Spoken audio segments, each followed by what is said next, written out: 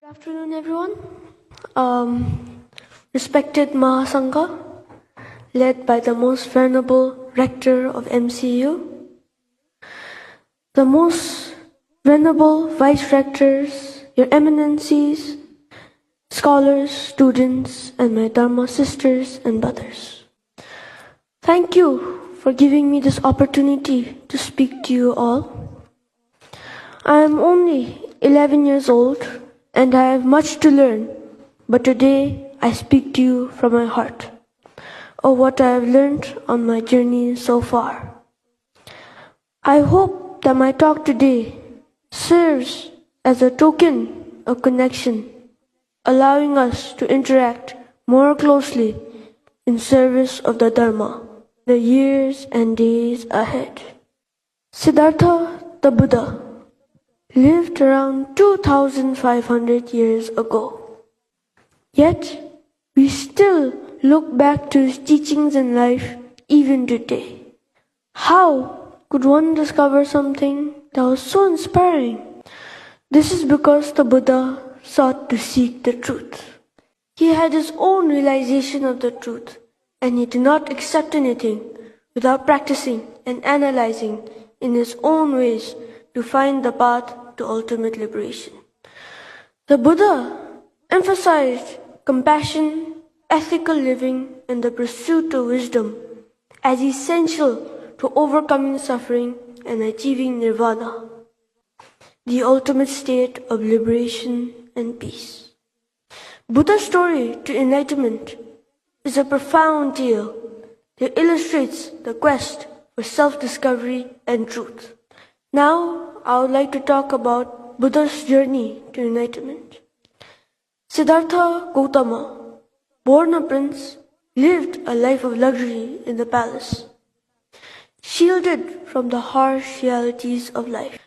Despite his privileged upbringing, he felt a deep sense of discontent and sought to understand the nature of suffering. After encountering an old man, a sick person, and a corpse, Siddhartha realized that suffering was an inevitable part of existence. This revelation compelled him to leave his royal life behind in pursuit of a deeper truth. He spent years as an ascetic, practicing self-denial in hopes of transcending suffering.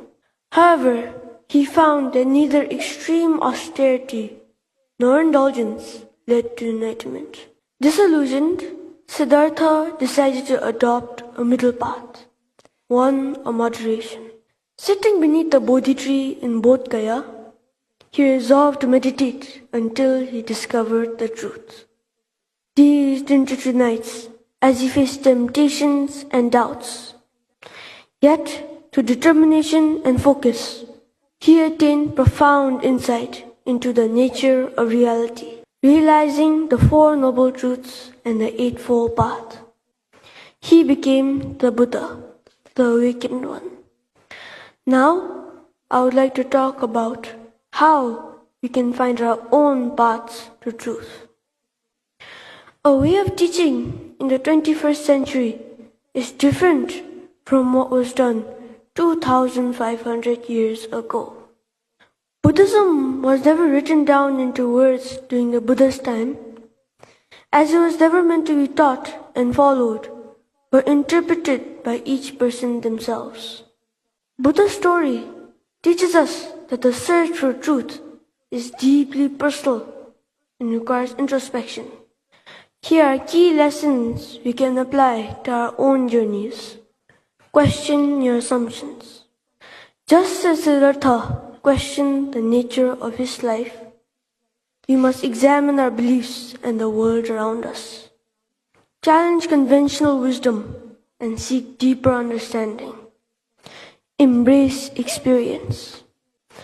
Buddha's journey highlights the importance of personal experience. Engage with life. Learn from both joy and suffering, and let these experiences guide you. Practice mindfulness.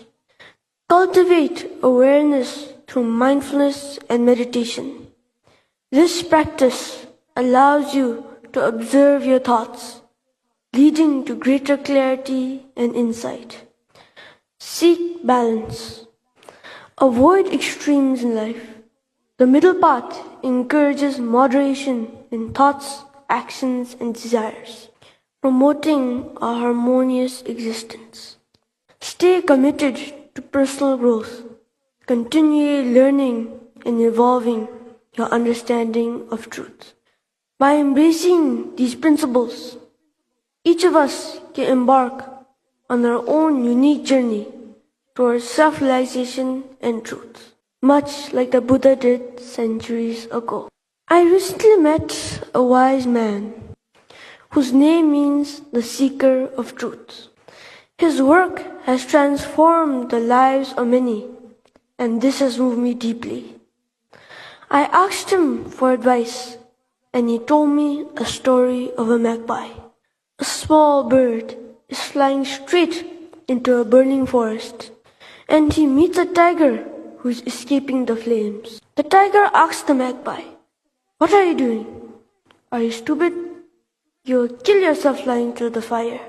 To that, the magpie replied, "In my mouth, I am carrying a drop of water, and even a drop counts." This is a lesson for all of us, to act with courage, to make a difference, however small.